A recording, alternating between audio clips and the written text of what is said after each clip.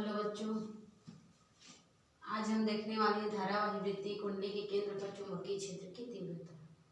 ठीक है, कल हमने क्या देखा था कि एक जो है अनंत लंबाई की चालक तार थी जिस पर हम धारा प्रवाहित करते थे। ठीक है, तो करंट प्रवाहित करते थे। करंट के प्रवाहित करने पर उसके केंद्र बिंदु से जो है डी दूरी पर कोई बिंदु पी रहता था, उसी पर हम चुंबकीय क्षेत्र की तीव्रता ज्ञात किए। ठीक है, अब उसी को आगे बढ़ाने के लिए हम क्या करते हैं, तो एक तार लेते हैं। क्या लेते हैं? चालक तार।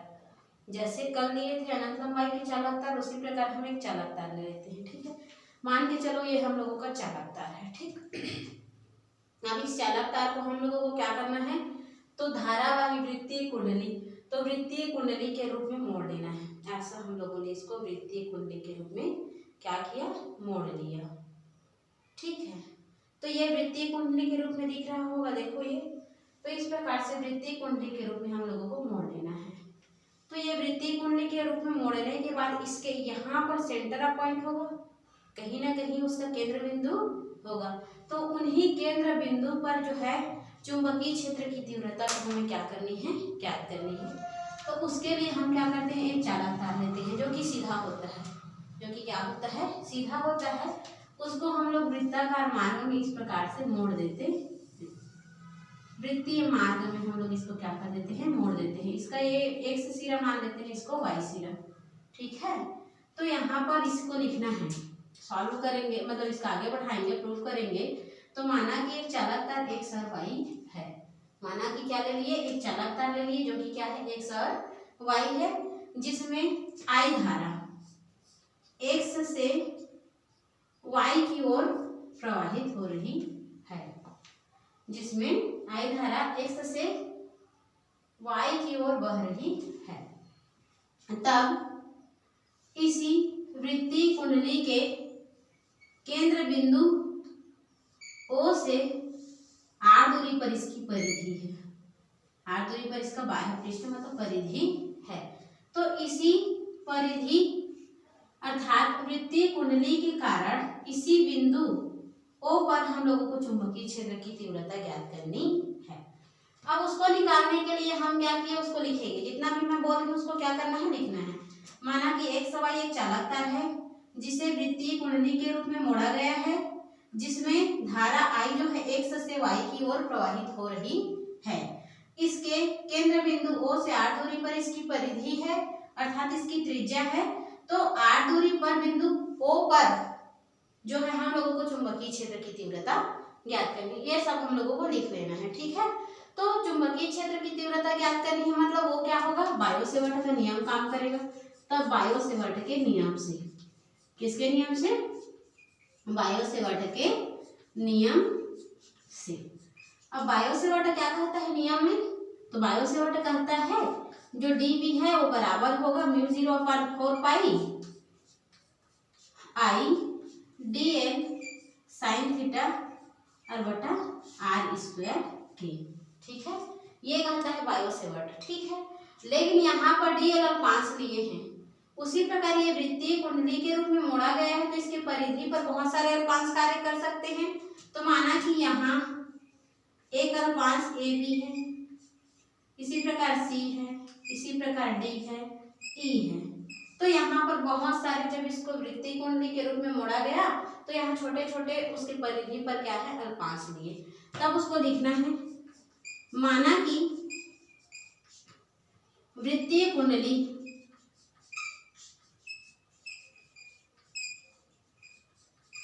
कुंडली में अनेक अल्पांश क्या होंगे, ए बी, ए से बी एक अल्पांश हो गए, यहां से यहां तक बी सी, सी से फिर डी, सी डी, ई और डी से ई आदि उपस्थित है। यहाँ अनंत अल्पांश होंगे, यहाँ तक जाते तक। ठीक है, तो इस प्रकार हम लोगों ने अल्पांश को मान लिया, A B, B C, C D, D E F, F G, आगे करके वो कंटिन्यू अल्पांश के रूप में डिवाइडेड है। तब यहाँ पर ये जो डीएल है, तो इस अल्पांश के कारण देखेंगे तो डीएल की जगह क्या हो जाएगा, ए बी हो जाएगा। यदि ये जो अल्पांश है इन दोनों के बीच में देखा जाए तो डीएल की जगह क्या हो जाएगा, बीसी हो जाएगा। क्रमशः इसी प्रकार हम यहाँ से यहाँ तक के अल्पांश की, छोटे पृष्ठ की बात करें तो यहाँ से यहाँ तक के अल्पांश के लिए क्या हो जाएगा, तो CD हो जाएगा। पुनः हम यहाँ से यहाँ तक का अल्पांश निकालेंगे तो DE हो जाएगा। यहाँ तक तो कोई डाउट नहीं होगा ना।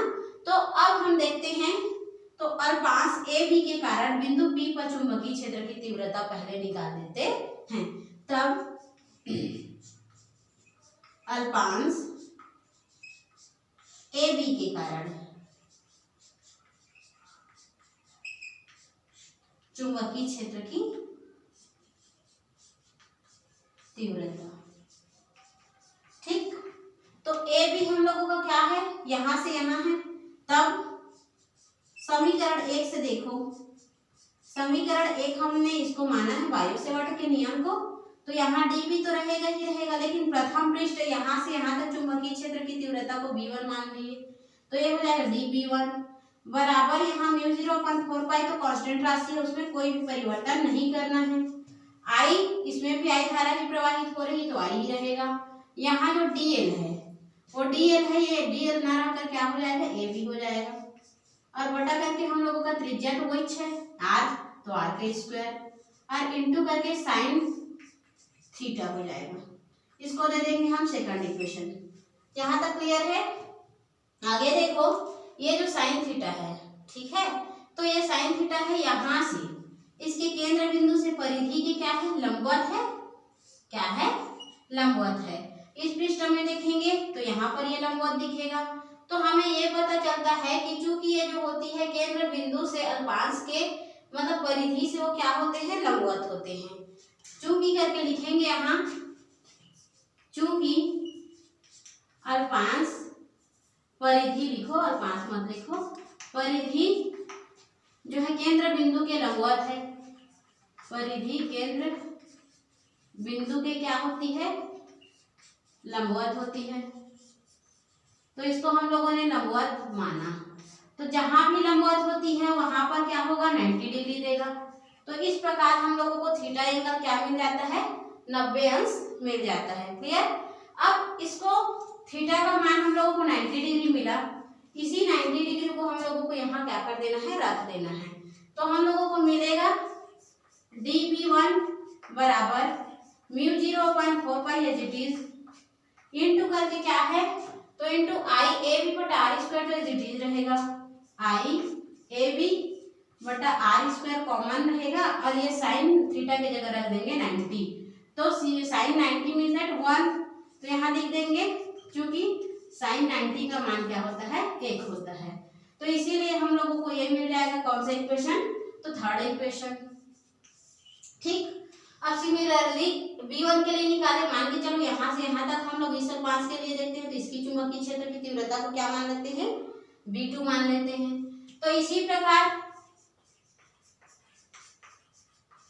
कौन से अल्पांश के कारण, तो B और C अल्पांश के कारण, तो इसी प्रकार BC अल्पांश के कारण क्या करेंगे, चुंबकीय क्षेत्र की तीव्रता देखेंगे।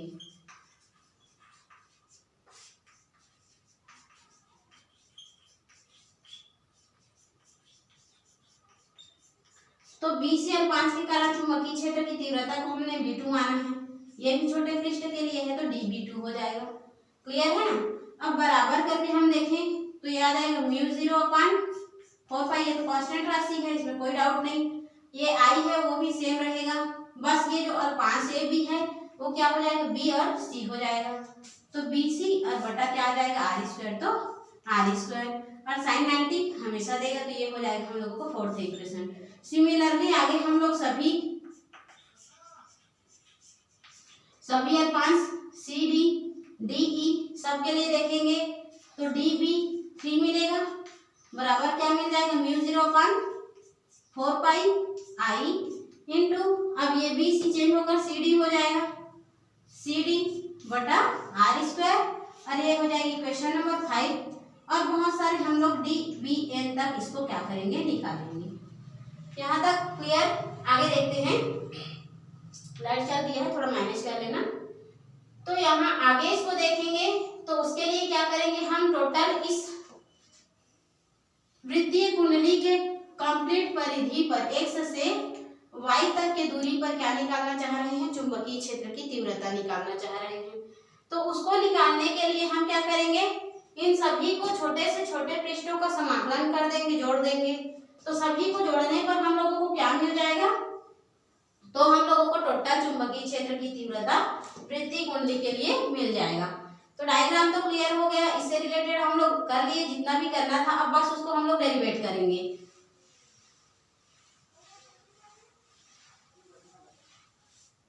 अब इसको डेरिवेट करने के लिए क्या करेंगे, सभी dv1, dv2, dv3 और dvn तक उसको क्या कर देंगे, जोड़ देंगे।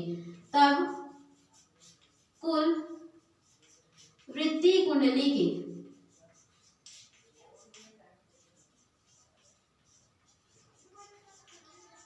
के लिए चुंबकीय क्षेत्र की तीव्रता, वृत्तीय कुंडली के लिए चुंबकीय क्षेत्र की तीव्रता निकालेंगे तो B हो जाएगा, B क्या हो जाएगा, ये जो है dv1 होगा प्लस क्या हो जाएगा, dv2 हो जाएगा। मतलब सभी चुंबकीय छोटे से छोटे पृष्ठों का जो अवकलन हुआ है, जो छोटे से छोटे पृष्ठों के लिए हम चुंबकीय क्षेत्र की तीव्रता निकाले हैं, उसको सबको हम क्या करेंगे, एक साथ जोड़ देंगे। dv3 प्लस करके एंड ऑन करके जाएगा। अब यहाँ dv1 का मान क्या है, देखो यहाँ से dv1 का μ0/4 पाई i a b बटा r स्क्वायर है, वहां पर रखते हैं dv की जगह, dv1 की जगह रखते हैं क्या, उसका वैल्यू, जो dv1 का वैल्यू है उसको यहाँ पुट करते हैं। तो 4 पाई हो गया, i a b है तो i a b और बटा करके क्या है हम लोगों का r स्क्वायर, ठीक है। अब फिर प्लस करके हम लोगों का dv2 का वैल्यू निकालें, सिमिलरली वैसी। तो यहाँ μ0/4 पाई हो गया और यहाँ i हो गया, जहाँ a b था वहां पर bc हो गया बटा r स्क्वायर, तो r स्क्वायर। फिर प्लस करके dv3 का वैल्यू निकालते हैं, तो यहाँ निकाले हैं dv3 का वैल्यू μ0/4 पाई और i हो गया, और जहां पर वो bc था वहां पर cd हो गया और बटा r स्क्वायर, तो r स्क्वायर। प्लस करके एंड सो ऑन, ये अनंत तक गया है, ठीक है। तो यहाँ से देखो अगला स्टेप देखें तो μ0/4 पाई यहाँ भी है, यहाँ भी है, यहाँ भी है और सभी में है, जहां आगे जाएगा वहां भी है। तो इस कांस्टेंट को हम लोग निकाल दिए बाहर, क्या कर दिए, बाहर निकाल दिए। तो हम लोगों का देखो i और बटा r स्क्वायर, i बटा r स्क्वायर, i बटा r स्क्वायर, इसमें सभी में है। तो सब में से हम लोग जो सब में रखते हैं उसको क्या कर देते हैं, खींच कर बाहर कॉमन निकाल देते हैं। तो हम लोगों ने i बटा r स्क्वायर को क्या कर दिया, कॉमन निकाल दिया, ठीक है। अब बचा क्या हम लोगों के पास, यहाँ a b बचा है, फिर क्या बचा है, bc बचा है, फिर cd बचा है, फिर de बचा है, सिमिलरली ये n तक गया है, ठीक। अब यहाँ से ab, bc, cd, de, diagram में हमने देखा कि यहाँ से यहाँ तक गया था, तो a b b c c d d e e f करके ऐसा जा रहा है, मतलब ये उसके पूरा परिधि को बता रहा है।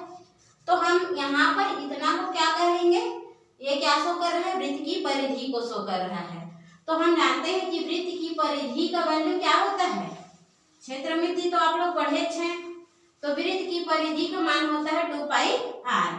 तो यहाँ पर हो जाएगा μ0/4 पाई जो है उसको छोड़ देते हैं, i बटा r भी कॉमन निकला हुआ है, इसको भी छोड़ दिए, और यहाँ ये किसका मान है, b का मान है। अब गुणा करके ये कहाँ मिल गया हम लोगों को, यहाँ पर क्या मिला, वृत्त की परिधि मिली, ठीक है, क्या मिल गई, वृत्त की परिधि। अब हम जानते हैं कि वृत्त का परिधि का मान क्या होता है, तो 2 पाई r होता है, 4 पाई μ0/4 पाई i बटा r स्क्वायर, और इसका वृत्त का परिधि होता है 2 पाई r। एक r से एक r तो हो गया कैंसिल, तो क्या बचा, μ0/4 पाई, और यहाँ पर i है तो i, ये 2 पाई तो उसको पहले रख देते हैं, 2 पाई बटा आ गया क्या, r, क्या आया, 2 पाई बटा r। अब हम लोगों का ये आ गया b का वैल्यू, इसी को हम क्या कहते हैं, तो इसी को कहते हैं वृत्तीय कुंडली के केंद्र पर चुंबकीय क्षेत्र की तीव्रता। लेकिन यहाँ जो है ये जो I धारा प्रवाहित हो रही है वो बहुत चक्कर मार रहा है, ठीक है, मतलब n चक्कर लगा रहा है उस तार के, फेरों की संख्या मान के चलो n ले लेते हैं। यदि वृत्तीय कुंडली में फेरों की संख्या, यदि वृत्तीय कुंडली में क्या करते हैं, फेरों की संख्या देखते हैं, तो फेरों की संख्या क्या ले लेते हैं, n है। यदि वृत्तीय कुंडली में फेरों की संख्या क्या है, n है, तब इक्वेशन हम लोग को चुंबकीय क्षेत्र की तीव्रता क्या मिल जाएगी, μ0/4 पाई, और ये मिल जाएगा क्या, 2 पाई तो है ही। अब यहाँ पर मिल जाएगा n फेरों की संख्या और I और बटा करके R। अब इसको नोट करते हैं वेबर प्रति मीटर के स्क्वायर से। ठीक है, तो इस प्रकार हम लोगों ने देखा जो है, यदि वृत्तीय कुंडली में n फेरा न लगाता है तो उसका इक्वेशन ये प्राप्त होते हैं। यदि उसमें n फेरा लगाया जाता है तो उसका इक्वेशन v बराबर μ0/4 पाई होता है और 2 पाई NI बटा R होता है। जहां पर देखो ये b जो है चुंबकीय क्षेत्र की तीव्रता को शो कर रहा है, μ0/4 पाई जो कांस्टेंट है जिसका मान 10⁻⁻7 होता है, और इसी प्रकार से ये क्या है, 2 पाई NI है। तो यहाँ n जो है फेरों की संख्या को शो करता है, I जो है चालक में प्रवाहित होने वाली धारा को, और R जो है इसके परिधि से केंद्र के बीच की दूरी को शो करता है। तो इस प्रकार हम लोगों का ये वाला टॉपिक कंप्लीट होता है, धारावाही वृत्तीय कुंडली के केंद्र पर चुंबकीय क्षेत्र की तीव्रता। इसको आप लोग अच्छे से केयरफुली होकर देखोगे, क्या है कि ये आप लोगों का आरपी टॉपिक है। ठीक है ना।